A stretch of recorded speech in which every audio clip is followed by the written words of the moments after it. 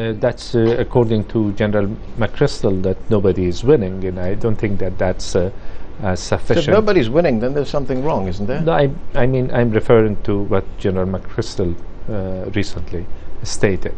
That's not sufficient, to say the least. So we have to work it out in a way that it's clear that the people of Afghanistan should win, and the absolute majority of the people of Afghanistan, which are for a moderate Islamic country, democracy and their rights preserved in a unified country, should win with the support of the international community, rather than a tiny group of extremist elements who want to take Afghanistan back to the old days. You were very critical of the president in the aftermath of the presidential election. You accused him of fraud, of ballot stuffing. Do you believe right now that Hamid Karzai is the legitimate president of Afghanistan? He himself mentioned a few days ago, while admitting that there was massive fraud, he said that my legitimacy is under question. But what do you think? Morning, everybody. Please be seated. I would go one step further. It's not under question. And the elections, it was fraudulent elections, and he was selected afterwards, not elected.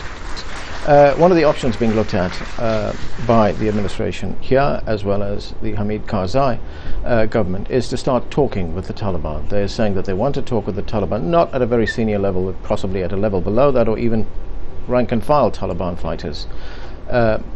Is that a good idea? The good idea, or best idea, would be to change the environment, to reach out to the people, so Taliban are not able to take recruits from the people. That's the first step.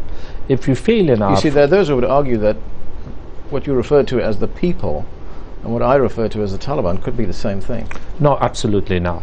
Absolutely not. We have left our people in the hands of corrupt local governors and a sort of unjust environment and chaotic situation, and then they are not given better chances. Those are the people who supported the process. Absolute majority of the people of Afghanistan supported the process earlier, and also today they don't want the return of the Taliban. That's absolute.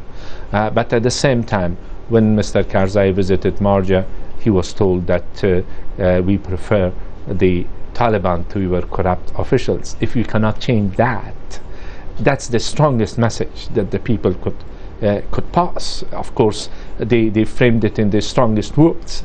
I hope that our government has received that message, and that message is loud and clear. Give the people better chances, so they do not travel in order to get justice from the Taliban. The people had rejected the Taliban, and today they are in a very difficult situation.